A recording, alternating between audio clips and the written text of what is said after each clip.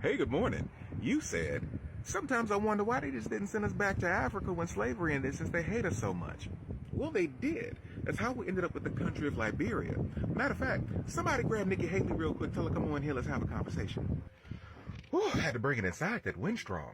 You see, during the 18 teens, America had a problem. The Negro problem. They didn't know what to do with freeborn and newly freed black people.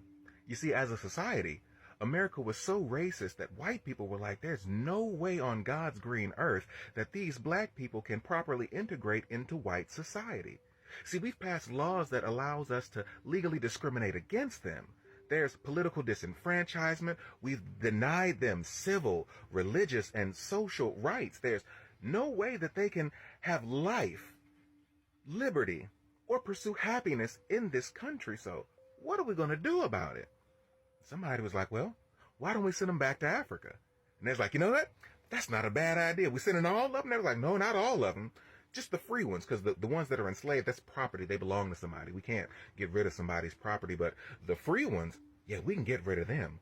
And so in 1816, the American Colonization Society was born because America was founded as a settler colonial state, and they believe in the power of settler colonialism. And so in 1822, they colonized and settled Liberia.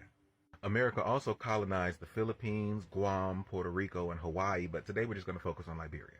Now, the American Colonization Society was founded in 1816 by Quakers and human traffickers known as slave owners. Yeah, Quaker Oats is involved in this too. You see, during the early 1800s, Quakers were the ones who led the movement to send black people back to Africa and eventually create Liberia. Now, Paul Cuffey, he was a successful Quaker and maritime entrepreneur. He was half black and half Native American, and he was advocating for settler colonialism of free black people in Africa. He even gained the support of the British government, free black leaders in the United States, and members of the United States Congress. They even set up an early immigration plan.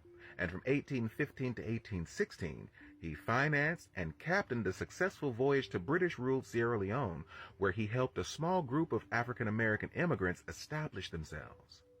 He thought that it would be a whole lot easier for black people to rise up and become a people in Africa rather than in the United States because of all the slavery and legislated limits on black freedom and, of course, all the state-sanctioned racism that existed in the United States that Nikki Haley said never existed. But he never got to see his dream come true because he died a year later in 1817 because, you know, racism and healthcare. But that didn't stop the American Colonization Society. Though Quakers and human traffickers disagreed on whether slavery should continue in the United States of America, they both agreed that sending free black people back to Africa would be the best and fastest way to get them niggas up out the country. And so in 1838, the United States government, Quakers, slaveholders, human traffickers, they drafted a constitution for the newly formed Commonwealth of Liberia. And because these black American colonists were taught and trained by white American human traffickers, we treated the black indigenous native population of Liberia the exact same way that white people treated Native Americans and black people in the United States. And that set up enmity between the black American settler colonialists and the African indigenous natives of Liberia. And in 1847, they adopted a Declaration of Independence and created the Republic of Liberia.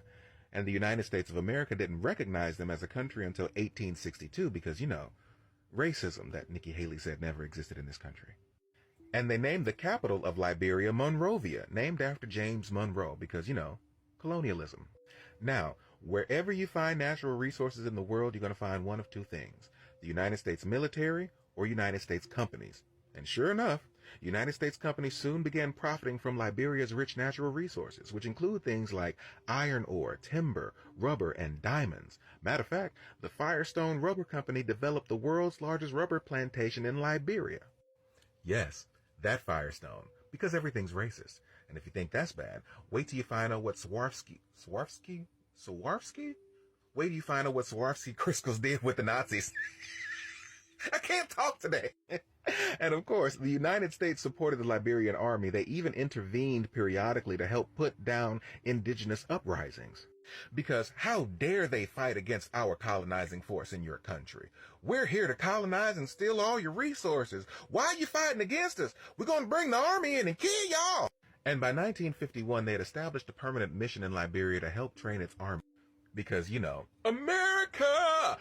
Yeah! Coming in to save the motherfucking day, yeah, America! Now, wherever Team America is, there's going to be a military base. And wherever there's a U.S. military base, there's going to be civil unrest. And in 1989, war broke out. And that civil unrest is still happening today in 2024. You can pause to read if you like.